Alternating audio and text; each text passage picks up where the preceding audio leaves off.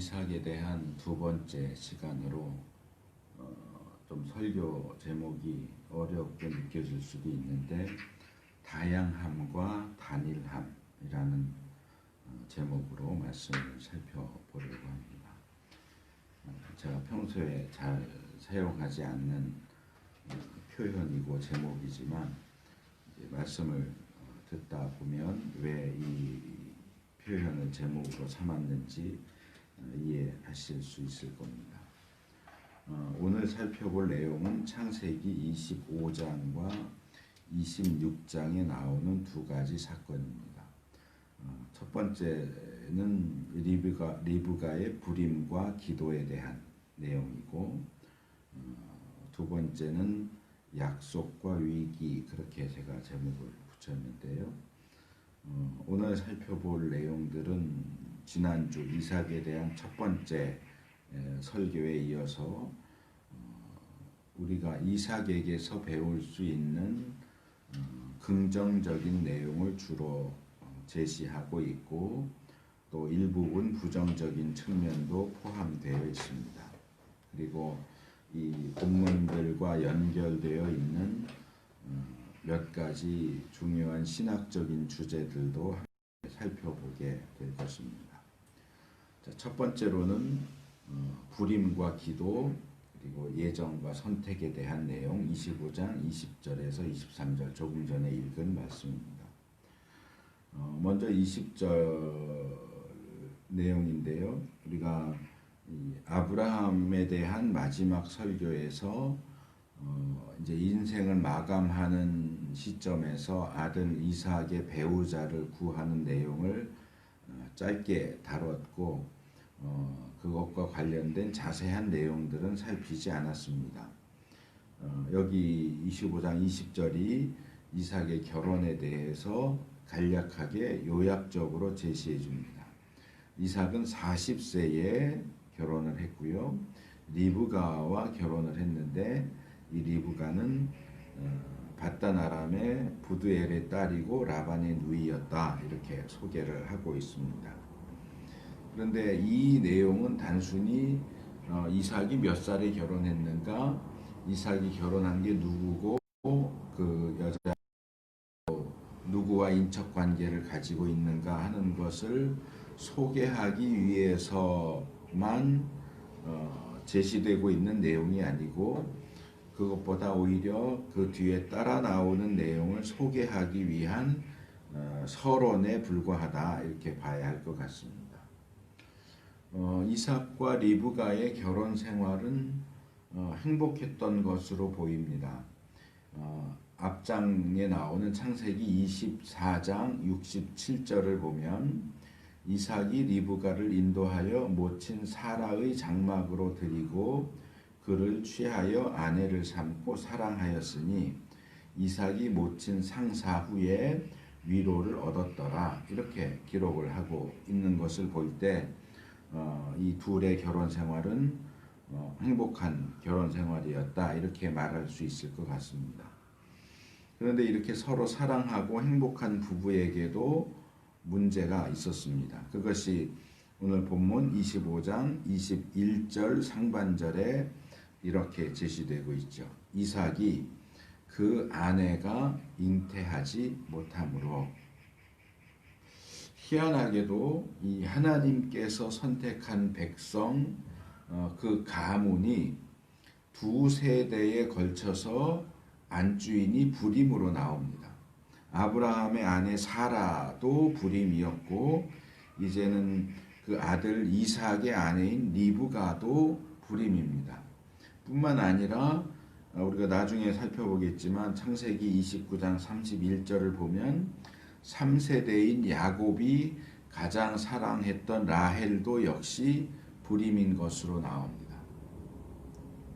하나님께서 아브라함을 처음 부르셨을 때 그에게 주셨던 약속, 첫 번째가 후손에 대한 것이고, 그 다음 땅에 대한 것이고, 그 다음 복에 대한 내용이었는데, 그 약속이 이루어지기 위해서는 기본적으로 이 가문이 후손들에 의해서 제대로 이어지고 유지가 되어야 하는데, 처음 부름받은 아브라함부터 해서 3세대까지 모두 이 족장들의 아내들이 다 불임이라고 나옵니다. 이것은 하나님의 약속이 성취되는 부분에 있어서 굉장히 불리하다 또는 그 약속이 성취되기 어렵다 하는 점을 우리에게 보여줍니다. 그리고 이렇게 불임인 아내의 문제, 더 나아가서 불임으로 인하여서 하나님의 약속 성취가 불가능하게 보이는 그 상황과 관련해서 이 각각의 족장들이 어떻게 반응했는가 하는 것을 비교해서 살펴보는 것도 흥미로운 일이라고 할 수 있습니다.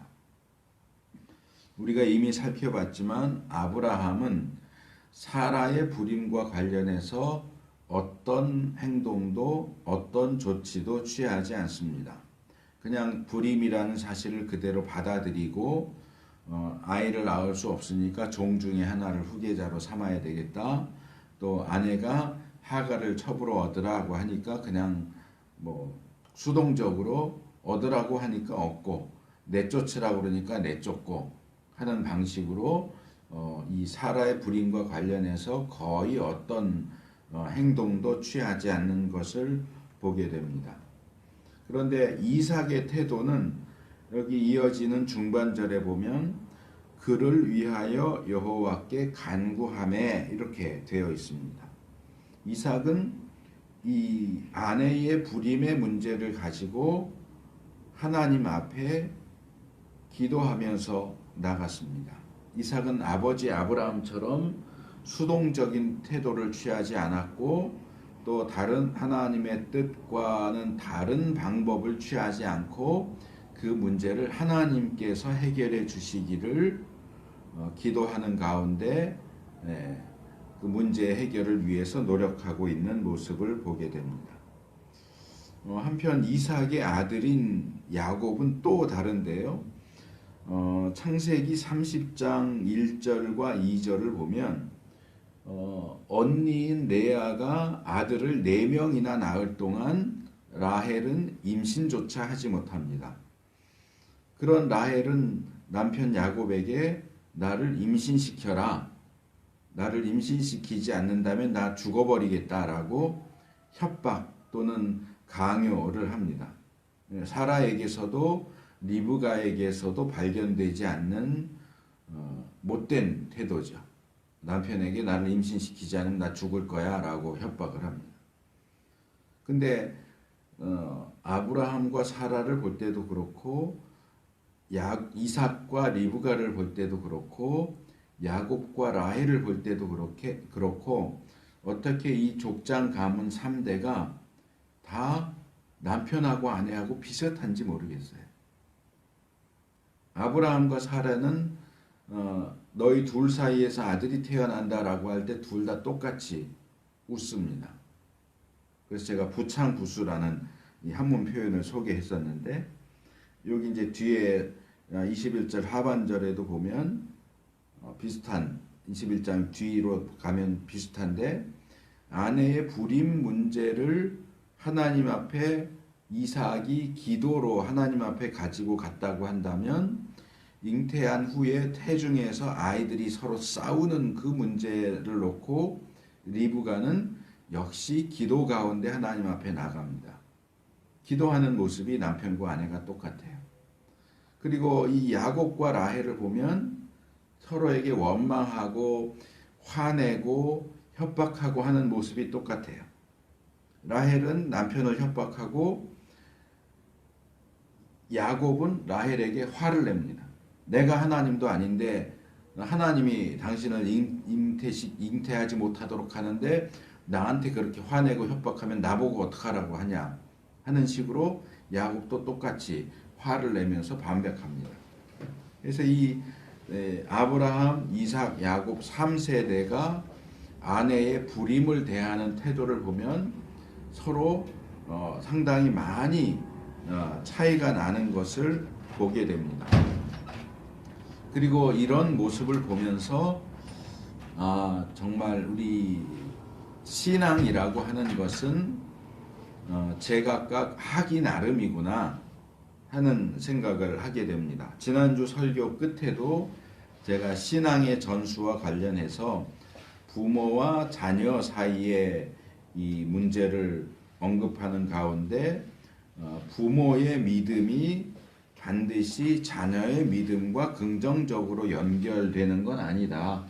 부모가 잘 믿어도 자녀가 못 믿을 수도 있고, 부모가 못 믿어도 자녀가 잘 믿을 수도 있고, 이런 부분에 있어서 사실 부모에게만 어떤 책임을 전가하는 것은 옳지 않고, 부모는 부모로서의 최선을 다해야 되지만 부모는 부모 개인의, 자녀는 자녀 개인의 그런 책임이 중요하다 하는 이야기를 제가 했었습니다.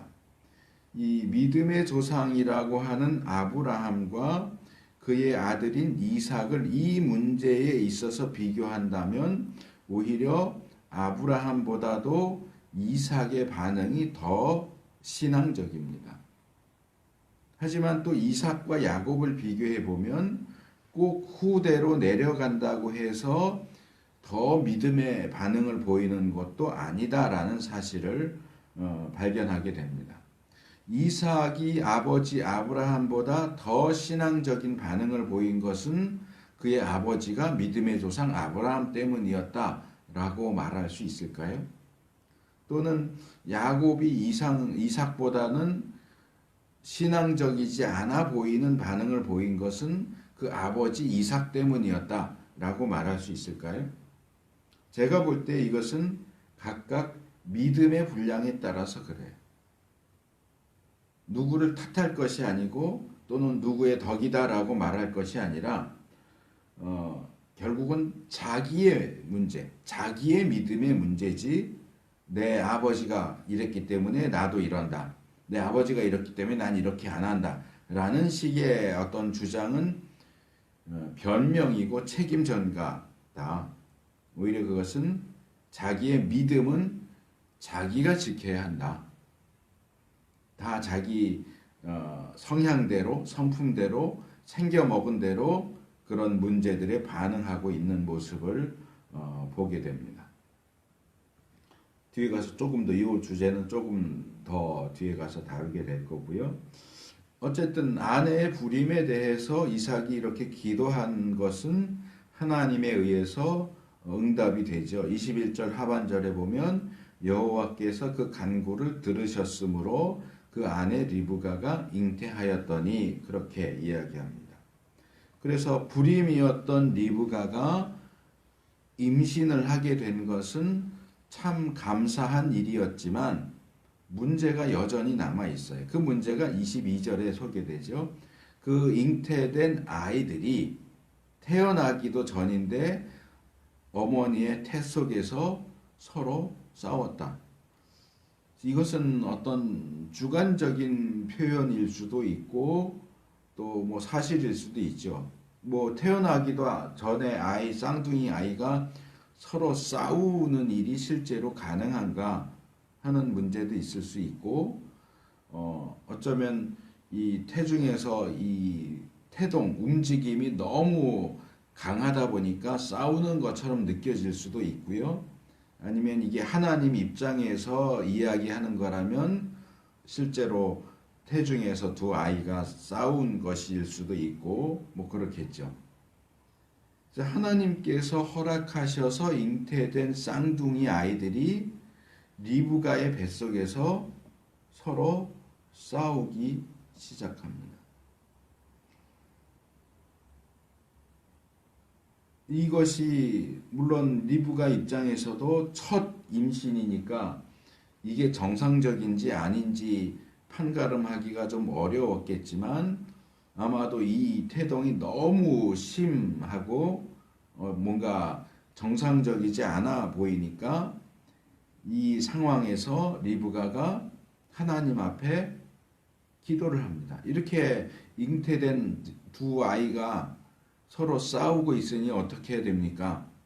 우리 개역 성경은 이 부분에 좀 아쉽게 그라고 번역을 하고 있어요. 아이들이 그의 태 속에서 싸웠고 그가 하나님께 기도했다라고 마치 3인칭 남성 3인칭으로 그라고 번역을 했지만 제가 히브리 원문을 찾아보니까 그가 아니고 그녀입니다. 여성 3인칭입니다. 그녀.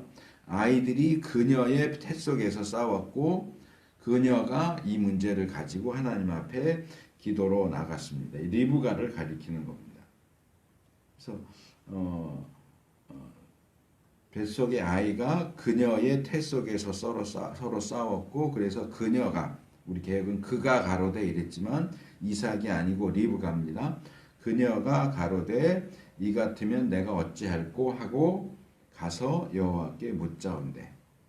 아까 말씀드린 것처럼 이 남편과 아내가 서로 닮은 모습. 아브라함과 사라가 닮았고 이삭과 리브가가 닮았고 물론 똑같은 건 아니죠. 야곱과 라헬이 서로 닮았고 부정적인 측면이든 긍정적인 측면이든 이 부부가 서로 닮아가는 모습을 볼 수 있습니다. 근데 이 쌍둥이의 문제를 보면서 떠올리게 되는 것이 있습니다. 이게 표현하기가 좀 애매하긴 한데 저는 두 개의 단어를 떠올렸어요. 하나는 유형, 타입이죠. 유형 또는 패턴. 유형 또는 패턴의 문제인데 이 족장 3대의 자녀들에 대해서 생각을 해보면 아까 제가 족장들과 그들의 아내들에 대한 얘기도 했고 아내가 불임인 경우에 어떻게 하느냐 또 부부가 어떻게 서로 비슷한 행동들을 하고 있느냐 이것도 이제 하나의 유형이고 패턴이라고 할 수 있는데 족장들의 자녀들도 이렇게 보면 어떤 유형이나 패턴을 발견할 수 있어요. 1대인 아브라함과 3대인 야곱을 보면 그들의 자녀들은 형제 간에 어떤 문제가 있었느냐 하면 이복 형제라는 거예요. 어머니가 다르다는 거예요. 이삭과 이스마엘 또는 그두라를 통해서 얻은 아들들, 뭐 그 아들들은 늦게 얻어서 이렇게 분가시켜서 내보냈기 때문에 이삭과 어떤 충돌 같은 것은 없었던 것으로 보이지만 이스마엘과 이삭은 계속 서로 이렇게 만나고 부딪히고 하는 모습들이 보이죠. 또 야곱의 12아들은 어머니가 다르죠. 어머니가 4명이에요. 4명의 여자에 의해서 각각 태어난 4명, 뭐 2명, 뭐 이런 식으로 해서 12명인데 배다른 형제들의 관계. 그리고 이삭은 아들이 배다른 형제는 아니죠. 어머니가 똑같은데 쌍둥이 형제의 문제. 이복 형제의 문제와 쌍둥이 형제의 문제가 나오는데 이것은 좀 더 포괄적으로 이야기하자면 이 이복 형제의 문제와 쌍둥이 형제의 문제는 사실상 형제 사이에서 있을 수 있는 모든 종류의 관계를 다 포괄해주고 있지 않느냐. 형제와 형제가 서로 문제가 된다, 불화가 있고 다툼이 있다라고 할 때에 기본적으로 생각할 수 있는 것은 어머니가 다른, 물론 아버지가 다른 경우들도 있을 수 있지만 그건 좀 많은 흔하게 볼 수 있는 경우는 아니고 보통 이제 이복 형제의 문제, 어머니가 다른 형제 또는 쌍둥이, 어머니가 같은데 쌍둥이고 성향이 전혀 지금 에서와 야곱이 그런데 성향이 전혀 다르기 때문에 그것 때문에 트러블이 생기는 문제. 어떤 사람들은 이 하나님의 역사하심 또는 우리의 신앙생활을 지나치게 단순화시켜서 그거 굉장히 쉽다, 굉장히 단순하다 이렇게 주장을 하기도 합니다. 그런데 그것은 말 그대로 지나치게 단순화시킨 주장이죠. 하나님은 이렇게 여러 모든 종류의 상황들을 다 염두에 두고서 일하십니다. 우리 같으면 좀 단순화시키고 간소화시켜서 그냥 한 가지 유형, 한 가지 패턴으로만 쭉 가면 익숙해지고 쉽고 그럴 텐데 하나님은 이런 경우도 놔두고 저런 경우도 놔두고 또 다른 경우도 있고 이런 식으로 다양한 유형, 다양한 패턴을 사용하고 계신다 하는 겁니다. 왜 하나님이 그렇게 복잡하게 하실까? 우리 같으면 머리가 복잡해서 이렇게 그런 복잡한 것들은 다 빼고 그냥 쉽고 단순한 쪽으로만 일을 할 것 같은데 왜 하나님은 이렇게 복잡하게 일하시느냐? 뭐 그것도 뭐 한편의 설교로 다룰 수 있을지 모르겠지만 일단 쉽게 이야기하면 우리 인생이 그렇기 때문에 그래. 우리 인생 자체가 쉽고 단순하지가 않아요. 하나님의 역사를 빼고 신앙생활이라는 걸 빼도 그냥 인간의 인생, 인간의 삶은 단순하지 않아요. 다 우여곡절이 있고 힘든 일이 있고 쉬운 일이 있고 단순한 게 있고 복잡한 게 있고 다양하고 복잡하지 단순하지 않다는 거예요. 어떤 사람들이 말하는 것처럼 우리의 인간들의 실제 인생은 소설이나 드라마나 영화에서 볼 수 있는 것보다 훨씬 더 드라마틱하고 상상할 수 없는 그런 일들이 실제로 일어나요.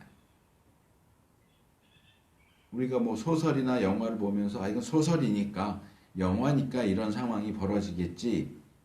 이건 실제로는 이런 일이 있을 수 없어 라고 말하지만 실제 상황을 보면 소설보다 더 소설 같고 영화보다 더 영화 같은 것이 사실은 인생이에요.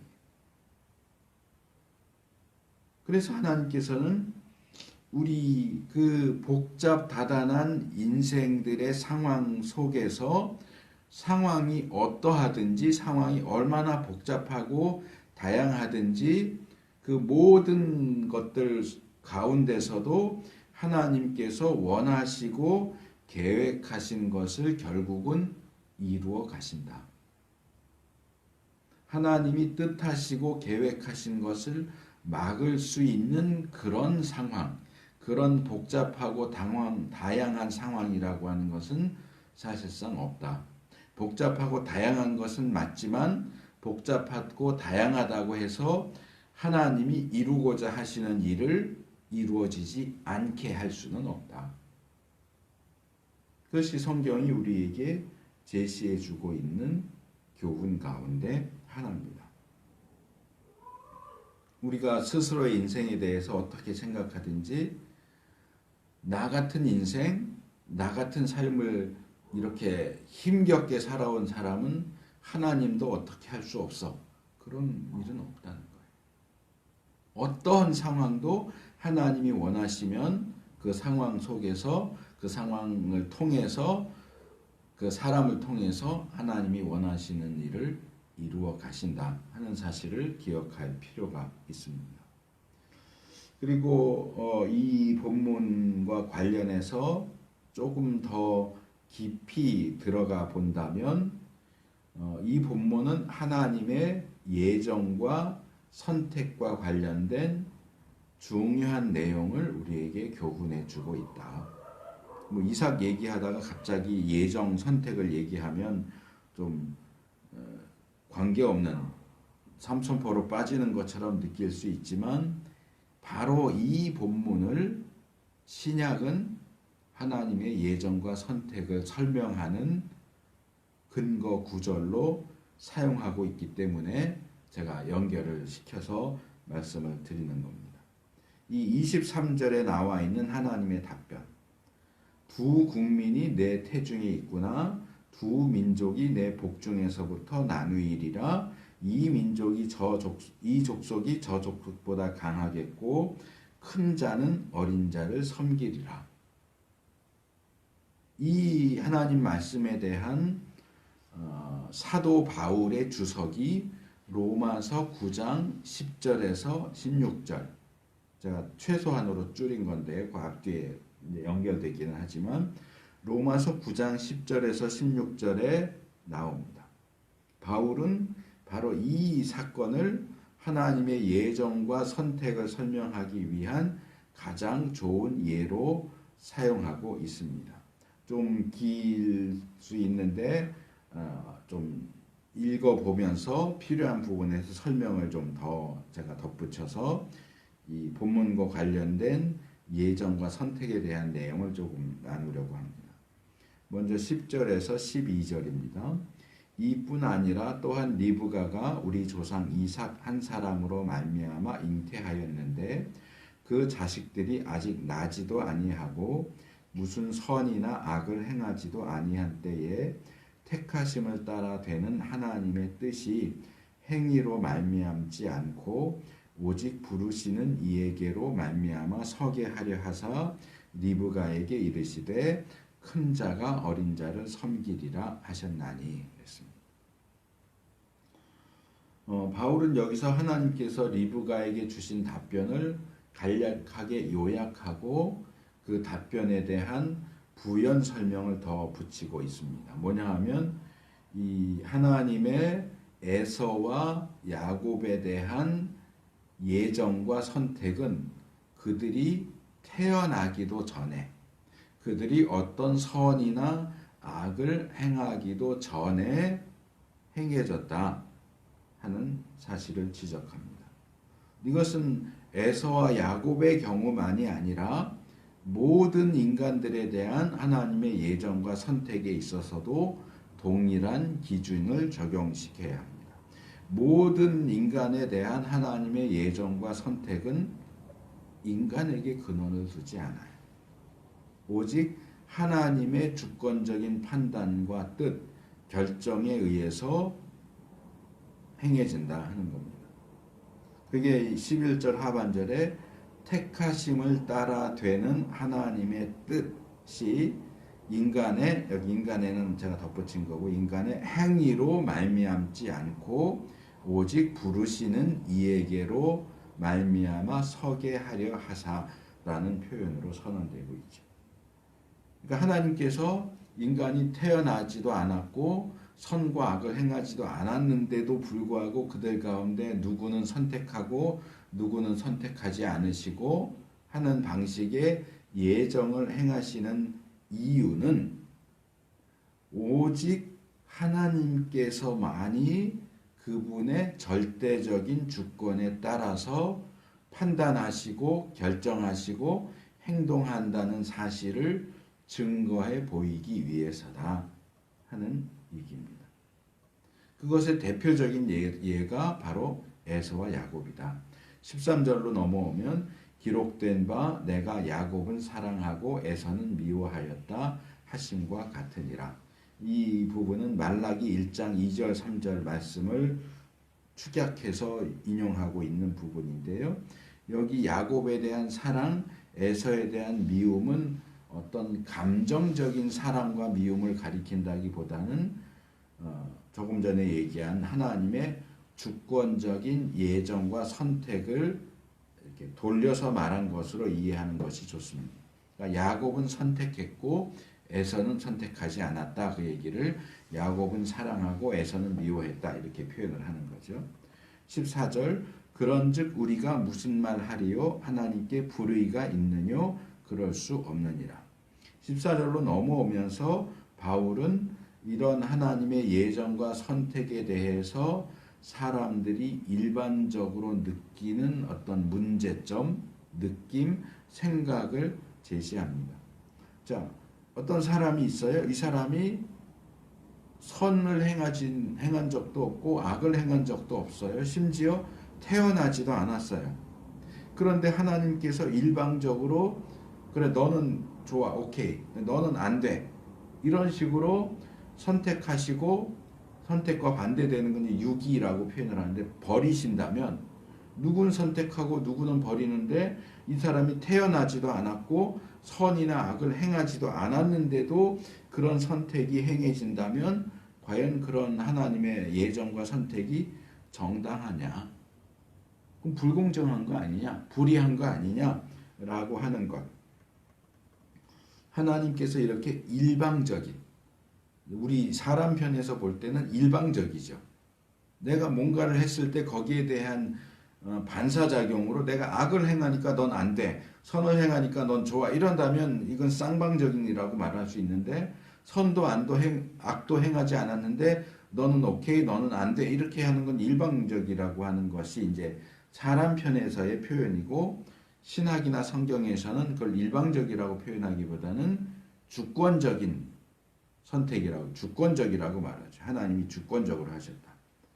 그래서 일방적으로 또는 주권적으로 예정하시고 선택하신다면 그것이 불의한 것 아니냐라는 질문을 던지는 거죠. 그래서 그렇지 않다라고 답을 하면서 이 문제를 15절로 넘어오면 출애굽기 33장 19절에서 하나님께서 모세에게 자신을 계시하여서 하신 말씀 가운데 일부분을 가지고 풀어가죠. 모세에게 이르시되 내가 긍휼히 여길 자를 긍휼히 여기고 불쌍히 여길 자를 불쌍히 여기리라 하셨다. 자, 하나님은 어떤 분이에요? 하나님이 자신에 대해서 계시하시기를 나는 긍휼히 여길 자를 긍휼히 여기고 불쌍히 여길 자를 불쌍히 여기는 존재다라고 말씀을 하세요. 이 로마서 9장과 관련해서 예정론을 설명하는 이들이 많이 있지만 의외로 이 구절, 이 9장 15절 말씀을 가지고 예정론을 설명하는 것은 제가 거의 보지를 못했어요. 그런데 저는 이 말씀이야말로 이 예정과 선택의 신비를 풀어주는 가장 핵심적인 부분이 아니겠는가라고 생각을 합니다.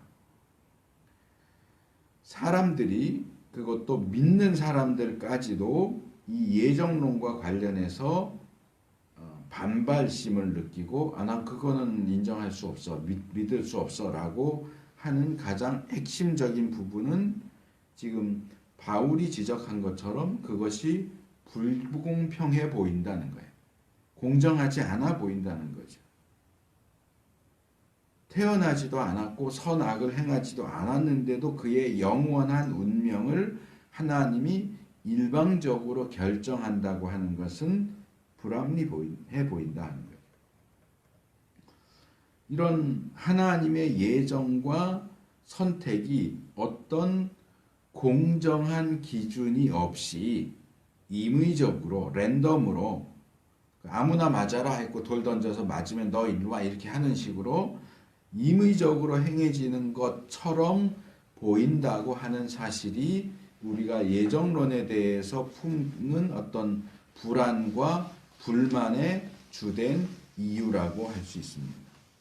그런데 바울은 이 본문에서 우리 인간들이 품는 불안과 불만은 정당하지 않다, 옳지 않다, 사실이 아니다 라고 이야기합니다.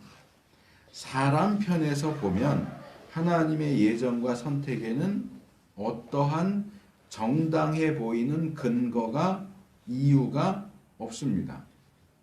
그냥 하나님 편에서 일방적으로 한다는 거죠. 인간 쪽에서는 어떤 근거도 이유도 없다는 거죠. 그런데 이 구절은 하나님 편에서의 예정과 선택이 아무런 근거나 이유가 없이 임의적으로 행해지는 것이냐라고 할 때 그렇지 않다고 얘기하는 거죠. 우리로서는 알 수가 없어요. 하나님의 그 기준, 하나님의 근거, 선택과 예정의 기준이 뭔지, 근거가 뭔지, 이유가 뭔지 우리로서는 알 수 없지만 하나님 편에서는 예정하시고 선택하시는 정당한 근거와 이유가 있다고 하는 겁니다. 이 내용이 이제 살짝 틀면 이 알미니안주의에서 말하는 예지야정, 예지예정, 미리 아시기 때문에 정하셨다 하는 것과 비슷해 보이지만 저는 예지예정을 지지하지도 않고 그걸 얘기하려고 하는 게 아니고요. 바울이 본문에서 이야기하는 내용을 그냥 따라가면서 말씀을 드리려고 하는 겁니다.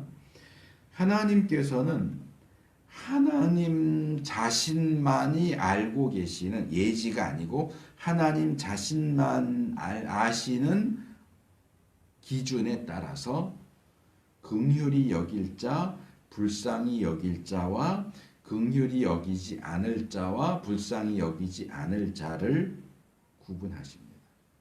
랜덤으로 하시는 게 아니에요. 하나님의 기준에 의해서는 얘는 아직 태어나지도 않았고 선과 악을 행하지도 않았지만 내가 긍휼히 여겨야 할 자이구나, 불쌍히 여겨야 할 자이구나, 얘는 아니구나를 구분하신다는 거예요. 그래서 긍휼히 여길 자와 불쌍히 여길 자는 선택하시고 그렇지 않은 자들에 대해서는 그들을 배제 내지는 유기하신다. 그리고 하나님이 이렇게 누구를 선택하시고 누구를 유기하시는 예정을 하시는 그 일에 있어서 착오나 실수는 절대로 없다. 전지전능하신 하나님이 모든 것을 다 정확하게 아시고 정확하게 정확하게 유기하시지 선택해야 할 자를 유기하거나 유기해야 될 자를 선택하시는 경우는 없다. 그럼 왜 누구는 선택하고 누구는 유기하느냐? 우리로서는 알 수 없어요. 그러나 하나님은 분명히 하나님만의 기준을 가지고 선택하고 유기하신다고 하는 사실이죠.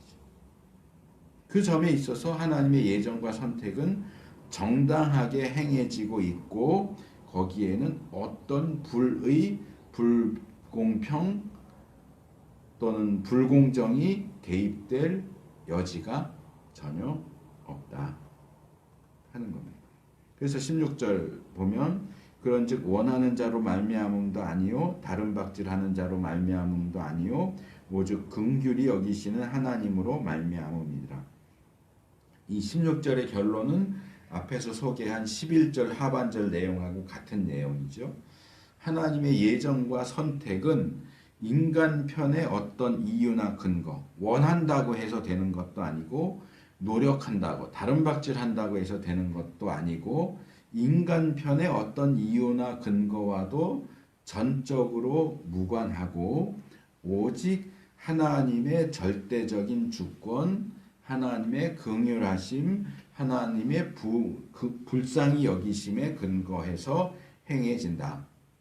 그리고 그렇기 때문에 이 부분에 있어서 하나님의 예정과 선택과 관련해서 우리가 보일 수 있는 유일한 반응은 그 긍휼히 여기시는 하나님, 그러면서도 불의가 아니라 공의로 판단하고 행하시는 하나님께서 이 문제, 예정의 문제에 있어서도 전혀 불의가 없이 공의롭게 정당하게 행하실 것이라는 사실에 대해서 믿고 신뢰하고 아멘 하는 것 외에는 우리가 할 수 있는 일이 없다. 자, 그래서 이 불임과 기도와 관련된 내용과 또 그것과 연결된 이 예정과 선택에 대한 내용까지 말씀을 드렸고요. 이제 두 번째 사건으로 넘어와서 26장, 창세기 26장 1절에서 11절 내용입니다. 약속과 위기고요. 아내를 누이라고 속인 사건입니다. 이삭이, 이 본문을 보면 이삭이 그의 아버지인 아브라함이 초기에 처했던, 맞닥뜨렸던 것과 아주 흡사한 위기에 직면하고 있는 것을 보게 됩니다. 뿐만 아니라 그의 아버지 아브라함과 거의 다를 바가 없는 모습으로 반응하고 있는 모습도 보게 됩니다. 물론 아브라함의 경우와 이삭의 경우가 완전히 똑같은 것은 아닙니다. 그래서 아브라함의 경우는 두 번 일어났죠. 같은 아내를 뺏기는 사건이 초기에 애굽에서 그랬고, 그 다음에 한 중간쯤에 그랄에서 그 일이 있었고, 이 이삭도 역시 그랄에서 이 일이 있었는데, 이 같은 사건이 세 번이나, 같아 보이는 사건이 세 번이나 반복되어서 나오기 때문에 성경을 비평적으로 보는 이들은 이것은 같은 내용을 각각 3번 일어난 게 아니고 한 번 일어난 일이 3번 일어난 것처럼 각색해서 집어넣은 거다, 조작한 거다 이렇게 주장하면서 이 성경의 권위를 인정하지 않으려고 하지만 우리는 3개의 기록이 다 3가지 사건에 대한 각각의 기록이라고 보고요. 실제로 자세히 살펴보면 3개의 사건이 비슷하기는 하지만 똑같은 게 아니라는 것을 알 수 있습니다. 그래서 26장 1절에서 5절에 보면 기근과 인도에 대한 내용인데요. 리브가의 불임이 이 후손, 자손에 대한 약속의 위기였다고 한다면 이 26장에 들어가면서 맞닥뜨리게 되는 또 하나의 위기는 땅에 대한 위기입니다. 기근입니다. 그래서 이 1절 상반절에 보면 아브라함 때에 첫 흉년이 들었더니 그 땅에 또 흉년이 들었다. 아브라함이 가나안에 75세에 가나안에 들어왔는데 곧바로 흉년이 심한 기근이 들어서 애굽으로 내려갈 수밖에 없었는데 그때와 비슷한 흉년이 이삭에게도 또 일어난다. 그런데 그 기근 상황은 똑같지만 이어지는 상황은 같지 않아요. 아브라함은 기근을 피해서 애굽으로 내려갔지만 이삭은 애굽으로 가는 대신 그랄로 갑니다. 1절 하반절에 보니까 이삭이 그랄로 가서 원래 살던 곳을 떠나서 그랄로 가서 블레셋 왕 아비멜렉에 이르렀더니 이야기합니다. 이삭이 애굽 풍요로운 땅인 애굽으로 가지 않고 그랄로 간 것은 왜 그랬느냐? 그것이 하나님의 직접적인 지시에 따른 것이다 라는 내용이 2절에서 4절 내용에 나옵니다. 특별히 2절을 보면 하나님께서 아브라함 때와는 달리 이삭이 어떤 행동을 취하기 전에 어떻게 해야 하는지를 지시해 주십니다. 애굽으로 가지 말고 내가 인도하는 땅 그랄로 가라 라고 말씀하시죠.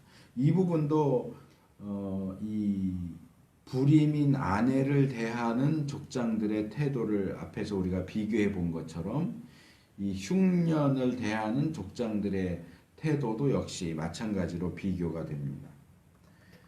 기근이 왔을 때 아브라함은 하나님의 인도하심 없이 어쩌면 하나님이 인도하실 틈도 없이 그냥 애굽으로 내려가 버립니다. 기근이 너무 심하니까 그냥 기근이 없는 땅, 아직 풍요로운 땅 애굽으로 그냥 쭉 내려가 버리죠. 창세기 12장 10절에 보면. 그리고 이삭은 지금 설명하는 것처럼 하나님께서 너 애굽으로 가면 안 되고 그랄로 가라 그렇게 명령을 하셔서 인도하심을 따라서 그랄로 가죠. 애굽으로 안 가고 그랄로 갑니다. 근데 창세기 46장으로 가보면 야곱의 경우는 그동안 일어났던 것 중에 가장 극심한 기근이죠. 7년 동안 풍년이 지나가고 7년 동안 흉년이 오는데 1년 겨우 버티고 2년째 될 때 역시 하나님의 인도하심에 따라 이번엔 하나님이 또 야곱에게는 애굽으로 가라고 명령을 내리시죠. 아브라함은 명령 없이 그냥 애굽으로 내려가 버렸고 이삭은 애굽으로 가지 말고 그랄로 가라 그래서 그랄로 갔고 야곱의 경우는 또 하나님 명령을 내리시는데 이번엔 또 애굽으로 가라 이렇게 명령을 하시죠. 그래서 우리가 앞에서 쌍둥이와 관련해서 유형 또는 패턴을 이야기했죠. 이복 형제의 문제와 쌍둥이 형제의 문제에서 얘기하면서 제가 모든 종류의 형제들 사이의 관계를 포괄적으로 보여준다 했는데 여기도 마찬가지입니다.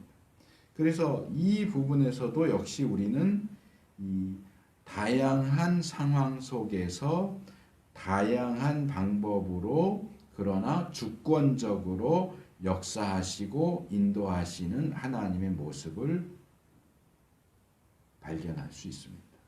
그렇기 때문에 우리가 우리의 신앙생활에 대해서 이야기하고 하나님의 뜻하심, 하나님의 뜻 또는 하나님의 행하심에 대해서 하나님은 어떻게 인도하시고 어떻게 역사하실 것인지를 우리가 확정지어서 말할 수 없다고 하는 겁니다.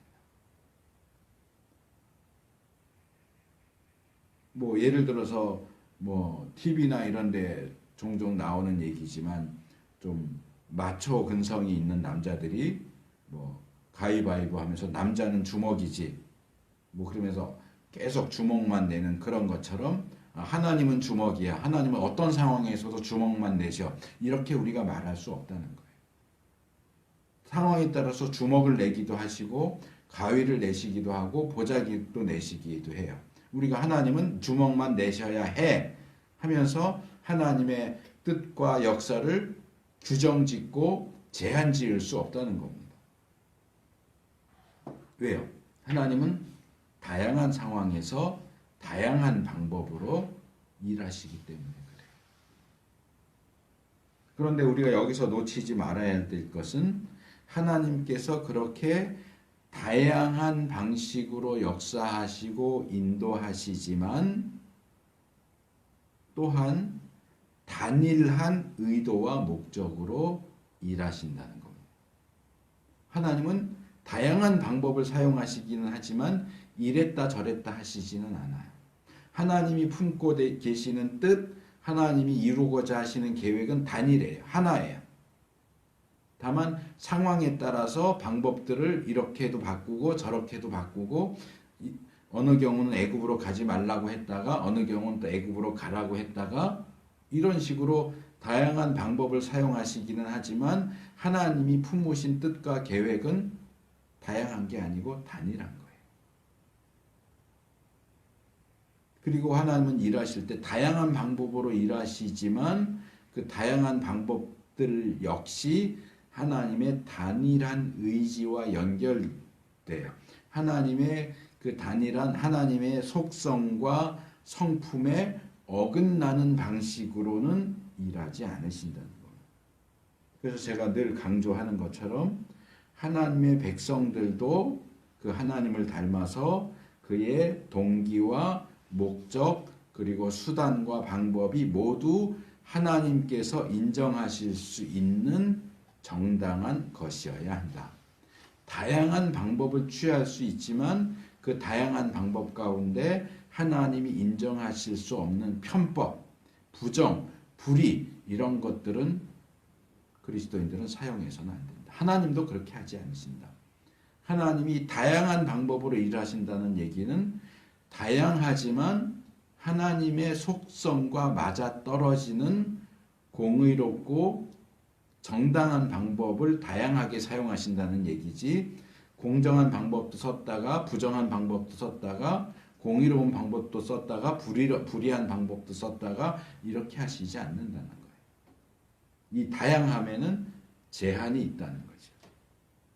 그래서 하나님께서 모든 경우들을 포함해서 상황도 관계도 모든 경우들을 포괄해서 다양하게 일하시지만 단일한 의도와 목적을 가지고 인도하시고 역사하시는 것처럼 하나님 나라를 향해 가는 우리 하나님의 백성들이 그 과정에서 취하는 방법들도 그러해야 하고 의도와 목적도 역시 그러해야 한다.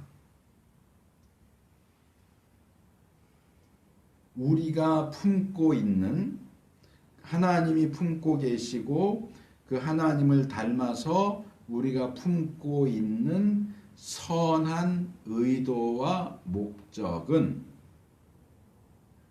다양할 수도 있지만 반드시 선한 방법, 하나님의 속성과 맞아떨어지는 선하고 공의롭고 공정한 방법으로 이루고자 해야지 선한 의도와 목적을 악한 수단과 방법으로는 이룰 수 없고 그렇게 이루고자 해서는 안 된다. 이 부분이 제가 오늘 설교 제목으로 잡은 다양함과 단일함이라는 제목과 연결되는 부분. 우리가 다양한 방법을 사용할 수 있어요. 단일한 목적, 단일한 의도를 가지고 그것을 이루기 위해서 다양한 방법들을 사용할 수 있지만 그 다양함은 단일함을 초과하거나 무시하거나 깨트리는 방식으로 해서는 안 된다. 하나님의 속성과 맞는 방식으로. 그래서 제가 종종 얘기하는 거지만 서양 속담 가운데 성경을 읽기 위해서 남의 집 초를 훔쳐서는 안 된다. 전기가 없는 시절 성경이 너무너무 읽고 싶은데 해가 떨어지면 읽을 수가 없어요. 초가 하나 있으면 성경을 읽을 수 있겠는데 우리 집은 가난해서 초가 없어. 그래서 옆집 가서 초를 훔치면서 내가 이 초를 훔치는 거는 잘못이지만 성경을 읽기 위해서 초를 훔치는 거니까 하나님도 이해해 주시겠지. 아니요, 이해하시지 않는다는 거. 많은 이들이 그런 잘못을 저질러요. 내가 가지고 있는 의도와 목적이 선하니까 무슨 방법을 써서라도 그걸 이루면은 하나님이 인정하실 거다. 아니요, 그렇지 않아요. 방법도 선해야 돼. 그 다양함은 공의와 선과 공정한 그 테두리 안에서 취해지는 다양함이지 그것을 벗어난 다양함은 다양함이 아니고 악함이 되겠죠.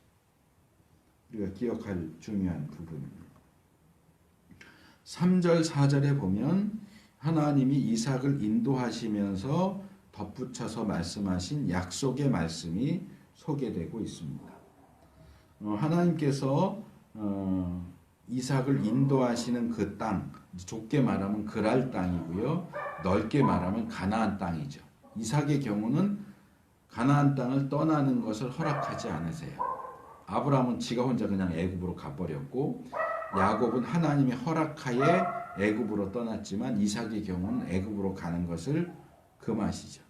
그래서 가나안 땅에 계속 거한다면 하나님께서 그와 함께 하시면서 복을 주셔서 아브라함에게 맹세했던 그 모든 내용들, 후손에 대한 것, 땅에 대한 것, 그리고 복에 대한 것, 다 그것을 이루실 것이다. 그래서 최종적으로는 너의 자손을 인하여 천하 만민이 복을 받게 될 것이다. 이거 제가 아브라함에 대해서 첫 번째 설교하면서 창세기 12장 1절에서 3절 그 말씀이 족장들과 또 그 후대의 이스라엘 그리고 신약으로 넘어와서 교회와 그리스도인, 그래서 포괄적으로 말해서 하나님의 백성 모두와 관련된 중요한 내용이다 라고 제가 지적을 했는데 이 내용이 결국 성취된다 하는 말씀을 다시금 확인해 주시는 내용입니다. 그래서 이 약속과 복은 특정 인물, 특정 민족, 특정 나라에게만 해당되는 것이 아니라 하나님의 나라, 하나님 나라의 백성된 모든 인물들, 모든 민족, 모든 나라에게 해당되는 내용이다 하는 것을 기억하실 필요가 있습니다. 그리고 이 약속에 이어지는 5절 말씀을 보면 이 약속이 주어지고 시행되는 이유가 나와 있어요. 그래서 이는 왜냐하면 이것은 아브라함이 내 말을 순종하고 내 명령과 내 계명과 내 율례와 내 법도를 지켰음이니라 라고 말씀을 하고 계십니다. 이 부분은 제가 지난주 설교 끝에서 얘기했고 설교의 초반부에서 이야기했던 내용하고 또 다시 연결되는데요. 부모와 자녀의 관계 그리고 모범에도 불구하고 신앙은 결국 각자의 몫이다. 제가 지난주에도 그 말씀을 드렸고 아까도 그 말씀을 드렸는데 이 내용하고는 좀 어긋나는 반대되는 내용처럼 보입니다. 이삭이 그 땅에 머물면 이렇게 복을 주겠다. 왜냐하면 아브라함이 잘했기 때문이다. 아브라함이 잘해서 이삭이 복을 받는다. 이렇게 얘기하면 신앙은 제각각이다가 틀린 말처럼 보이죠. 이삭은 아브라함 덕에 이 복을 받아 누리게 되는 거니까. 근데 이 부분은 서로 반대되는 게 아니고 서로 보완되는 내용이다. 이 부분도 이제 아까 앞에서 제가 리브가의 불임과 기도와 관련해서 하나님의 예정과 선택이라고 하는 신학적인 내용을 추가적으로 말씀을 드렸는데, 이 부분에서 저는 또 다른 신학적인 문제, 우리의 신앙과 우리가 누리는 복은 제각각 할 따름이냐, 개인적인 책임이냐, 아니면 우리의 조상 누군가가 잘하면 우리가 그것을 받아 누릴 수 있는 것이냐 하는 이 문제의 관계. 둘 다 성경에 나오죠. 제가 지난주에 아케다 설교하면서 유대인 신학에 있어서는 이삭이 이렇게 잘했으니까 후손들의 기도도 들어주고 용서도 해주고 구원도 해주세요, 이런 주장들이 된다고 했고, 기독교 신학에서 그것은 그런 공적 사상은 받아들일 수 없다라는 것도 지적을 했는데, 이제 그것과 관련된 조금 더 신학적인 문제죠. 우리의 믿음, 우리가 받아 누리는 복은 제각각 하기에 따라 다른 거냐, 아니면 우리와 관련이 있는 누군가의 덕을 입는 것이 가능하냐. 일단 이 두 가지 내용이 다 성경에 나오기 때문에 하나는 틀렸다라고 말할 수는 없다고 봐요. 반대되는 건 아니에요. 이 경우는 제가 종종 얘기하지만 이것하고 비슷해요. 중력의 법칙과 부력의 법칙입니다. 기본적인 법칙은 중력이에요. 이 중력 때문에 이렇게 공중에 우리가 뭔가를 들었다가 놓으면 이게 떨어질 수밖에 없죠. 공중에 계속 떠 있는 건 없어요. 중력의 법칙 때문에 그래요. 그래서 예를 들어서 쇠못을 물을 담아 놓은 양동이에다가 떨어뜨리면 이 쇠못이 물에 떠 있을 수가 없죠. 이 양동이 바닥으로 가라앉습니다. 이게 중력의 법칙입니다. 그런데 이렇게 널따란 나무 판때기를 하나를 물 위에 띄우고 거기다가 쇠못을 놓으면 못이 떨어지지 않습니다. 계속 떠 있습니다. 그것은 중력의 법칙이 더 이상 작용하지 않기 때문에, 또는 중력의 법칙이 틀렸기 때문이 아니라 중력의 법칙보다 더 상위의 법칙인 부력의 법칙 때문에 그래요. 그러니까 중력의 법칙은 여전히 작용하고 있지만 중력의 법칙보다 더 힘센 부력의 법칙이 작용을 하니까 쇠못이 판자 위에 놓여진 쇠못은 물 바닥으로 가라앉지 않는다는 거예요. 그래서 두 개의 법칙이 다 옳아요. 다 옳지만 두 개가 만날 때는 둘 중에 하나가 더 우세하고 더 강하고 하나는 좀 약하고 하는 이런 식으로 분류가 되는데, 우리가 우리 부모나 조상의 어떤 믿음이나 덕을 받아 누릴 수 있다라고 하는 부분도 분명히 존재합니다. 그리고 그것과 관계없이 그 믿음과 복은 각각 제 하기 나름이다라고 하는 법도 존재합니다. 어느 게 더 우세하고 어느 게 더 약하냐라고 할 때는 중력의 법칙에 해당되는 것이 이 덕을 받아 누릴 수 있다 하는 것이 중력의 법칙에 해당되는 거고, 각각 제각기 하기 따름이다 하는 것이 부력의 법칙과 비슷하게 더 우세한 법칙입니다. 그래서 둘 다 인정을 하되 서로 보완되고, 둘이 같은 시간 같은 공간에서 만날 때는 하나는 좀 더 우세하고 하나는 좀 더 약세이고 한 것을 우리가 정리해서 가지고 있는 것이 필요합니다. 이 내용을 더 좋아하겠지만 출애굽기 20장 5절 6절, 34장 6절 7절, 신명기 5장 9절 10절, 이 구절들은 공통적으로 이 이야기를 해요. 하나님을 사랑하는 자에게는 은혜를 1000대까지 베푸시고 하나님을 미워하는 자에게는 3, 4대까지 죄를 갚으신다. 누리는 거죠. 덕을 누리는 거죠. 또는 부덕함 때문에 할아버지가 죄를 졌으면 아들도 손주도 죄 갚음을 당한다. 하는 거죠. 그런데 이런 문제가 생깁니다. 그러면 할아버지가 하나님을 사랑했는데 아들이 하나님을 미워하면 어떻게 될까? 할아버지가 하나님을 미워했는데 아들이 하나님을 사랑하게 된다면 어떻게 될까? 이건 기본 중력의 법칙하고 같은 거예요. 그러면 일대가 하나님을 사랑했으니까 이 하나님에 대한 사랑에 대한 보상으로 1000대까지 하나님이 은혜를 베푸신다 그러면 2대가 하나님을 미워해도 1대가 하나님을 사랑했으니까 복과 은혜를 받아야 되느냐? 그가 하나님을 사랑하든 미워하든 1대 이후에 1000대까지는 다 하나님의 복과 은혜의 대상이 되느냐? 반대로 1대가 하나님을 미워했으면 3, 4대까지 아들 세대, 손자 세대, 증손자 세대까지 죄 갚음을 받아야 되느냐. 그런데 1대가 하나님을 미워했는데 2대가 하나님을 사랑한다면 2대가 하나님을 사랑해도 그의 윗세대가 하나님을 미워했기 때문에 3, 4대까지는 죄를 안 지었어도 죄 갚음을 받아야 되느냐. 이 문제를 본격적으로 다루는 말씀이 에스겔 18장이에요.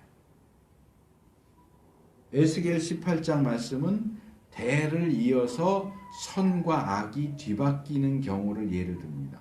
의인인 아버지와 악인인 아들 그리고 의인인 손자의 이야기를 하면서 지금 다루는 이 주제를 다루고 결론적으로 에스겔 18장 20절에 보면 범죄하는 그 영혼은 죽을지라 아들은 아비의 죄악을 담당치 아니할 것이요 아비는 아들의 죄악을 담당치 아니하리니 의인의 의도 자기에게로 돌아가고 악인의 악도 자기에게로 돌아가리라.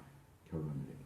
제가 제각하기 나름대로 하는 게 바로 이 부분에 근거한 말씀이에요. 성경이 이 두 경우를 모두 이야기하고 있기 때문에 우리는 둘 다 받아들여야 하고 상황에 따라서 적절한 말씀을 선택해서 적용하는 것이 가능하겠죠. 하지만 하나는 좀 더 우세하고 하나는 좀 더 약세라고 하는 것을 우리가 기억해야 됩니다. 이게 뒤집어지지는 않아요. 그래서 이 두 가지 법칙의 어떤 긴장 관계 때문에 우리 부모 세대는 자기가 할 수 있는 최선을 다해서 선하고 의로운 본을 자녀 세대에게 보이고자 노력해야죠. 자녀 세대가 스스로의 판단과 결정에 의해서 선과 의를 선택할 수 있도록 도와줘야죠. 판단도 네가 하는 거고 결정도 네가 하는 거니까 그냥 네가 알아서 해. 나는 나 혼자 내 문제만으로 벅차니까 나는 내가 알아서 할 거고 너는 네가 알아서 해. 이것은 부모로서 취할 수 있는 올바른 태도는 아니죠. 자, 속임과 책망에 대한 내용 마지막으로 하겠습니다. 그렇게 글 아래 거하는 중에 또 다른 위기를 맞이하는데 역시 다시금 후손에 대한 위기를 하고 연결되는 문제가 부딪히죠.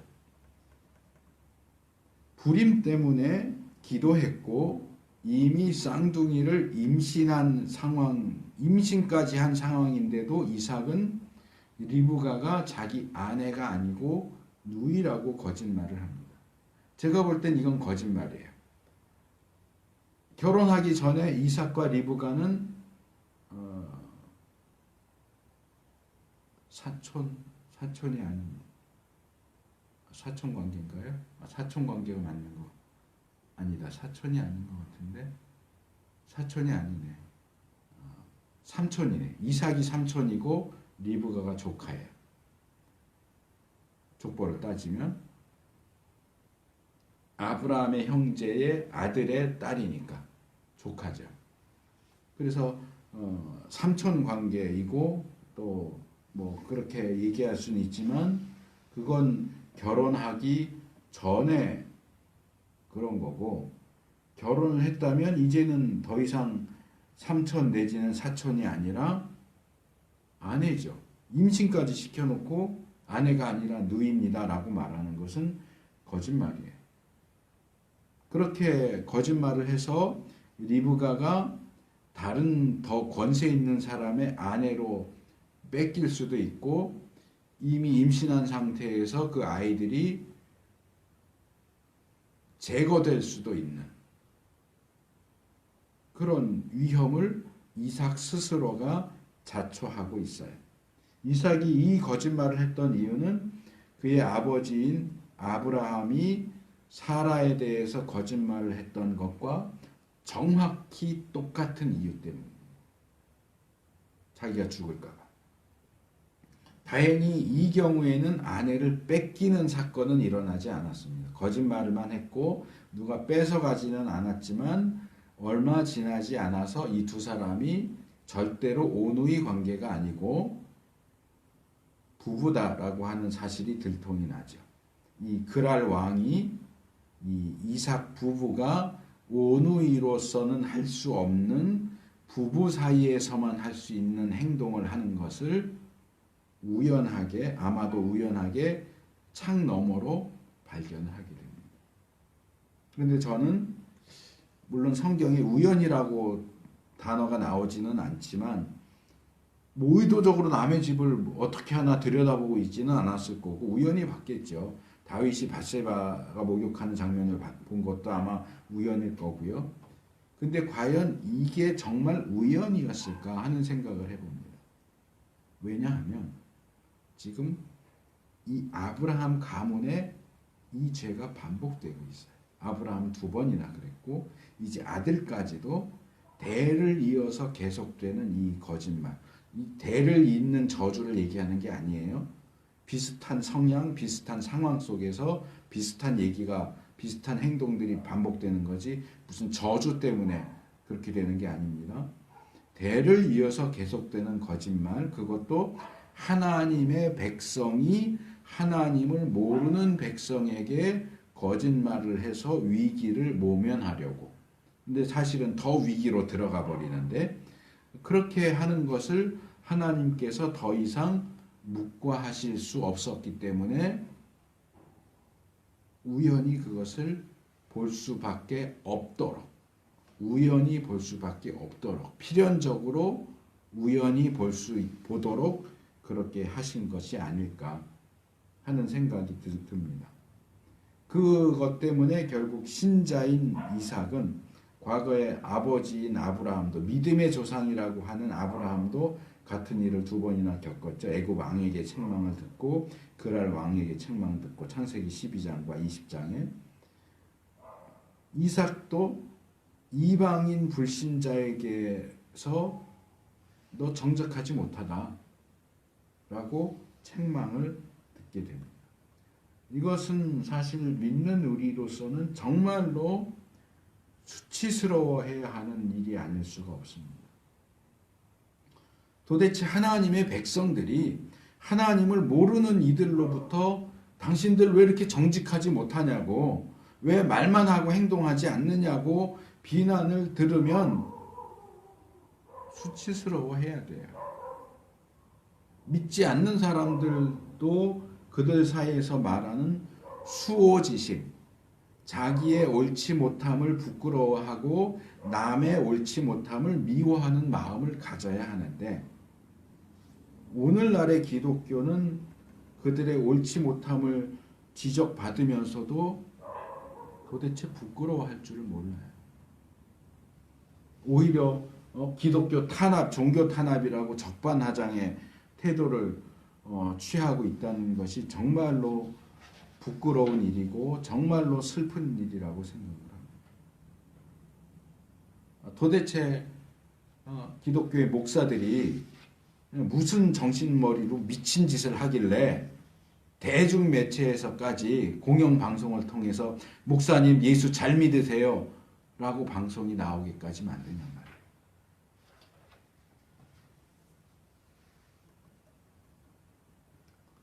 10절과 11절에 이어지는 아비멜렉의 발언을 보면 야, 이 사람 하나님 모르는 불신자인데 신자보다 낫네 하는 모습을 발견하게 됩니다. 야, 네가 거짓말해서 누군가가 힘이 있는 사람이 너 아내를 뺏어가고 동침했으면 어쩔 뻔했느냐라고 걱정을 해줍니다. 걱정만 해주는 게 아니라 이 아비멜렉은 그랄 백성들을 향해서 이 여자는 이삭의 아내니까 아무도 손대지 말아라, 범하지 말아라 라고 포고령까지 내려줘요. 저는 이 모습을 보면서 본문의 이 아비멜렉은 예수님께서 말씀하신 선한 사마리아인하고 비슷한 존재가 아니겠는가 하는 생각을 합니다. 하나님을 알기 때문에, 하나님을 믿기 때문에가 아니고 하나님을 모르는 사람인데도 정말 선한 사마리아인처럼 선한 아비멜렉의 모습을 봅니다. 어떻게 이렇게 선한 이방인, 선한 불신자가 있을까? 참 놀라워요. 이전에 아브라함의 경우는 2번 다 하나님이 직접적으로 개입을 하셨어요. 질병을 내리시거나 꿈에 나타나서 말씀하시거나 하는데 이 경우에는 하나님이 개입하지도 않으셨어요.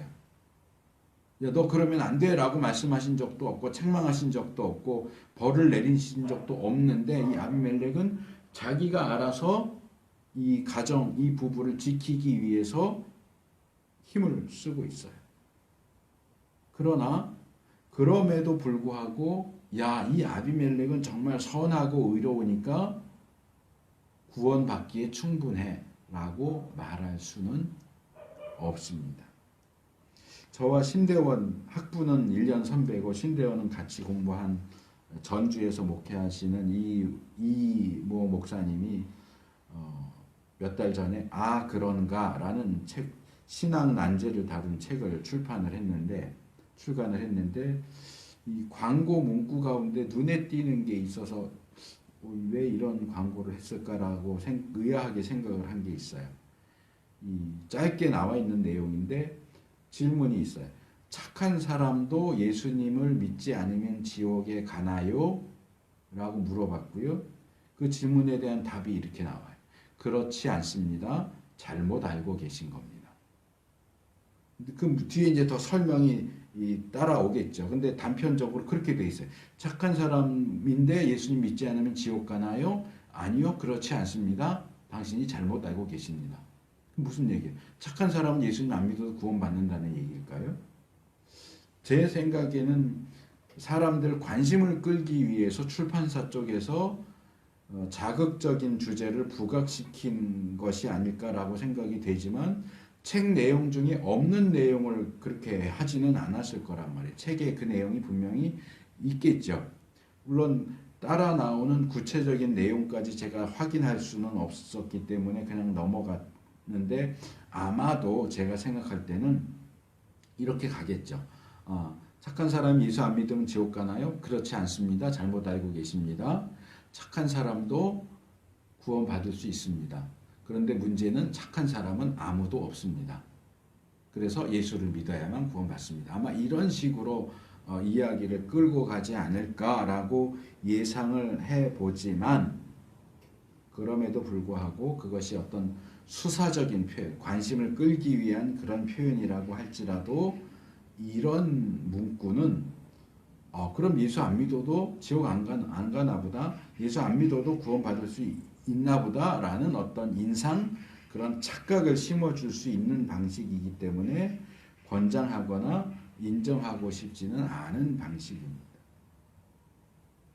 그것보단 오히려 그들이 착한 사람이기 때문에 착한 사람인데도 불구하고 보통 말하는 법 없이도 살만한 사람인데도 예수를 믿지 않아서 지옥 가는 일이 없도록 하기 위해서 꼭 그 사람들에게 복음을 전합시다 라고 하는 것이 더 성경적이고 안전한 방식이 되겠죠.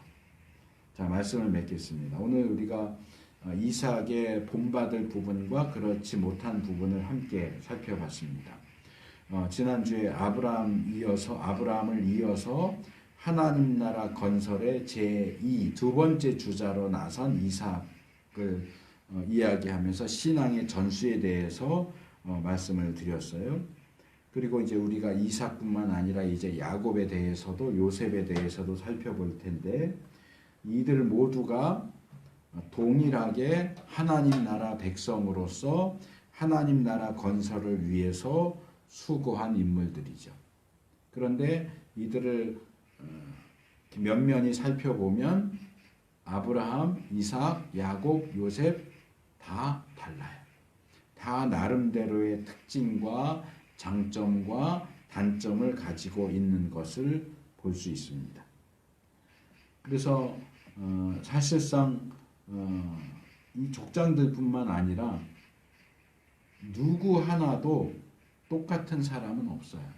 다 다양합니다. 그런데 하나님께서는 그렇게 다양한 사람들을 다양한 상황 속에서 사용하시되 단일한 의도와 목적을 가지고 행하신다. 그렇기 때문에 우리도 우리의 이전 세대와 같지 않고요. 우리의 이후 세대도 우리하고 같지 않아요. 그러나 우리 모두가 동일하고 단일한 의도와 목적을 향해서 하나님의 뜻과 하나님의 영광과 하나님의 나라를 향해서 가야 한다 하는 것은 분명합니다. 우리가 다양한 존재들이어서 각각의 상황에서 다양한 방식으로 일한다고 할지라도 동일하고 단일한 의도와 목적을 향해서 나갈 수 있는 그러한 복이 우리 모든 세대에게 주어지기를 축복합니다.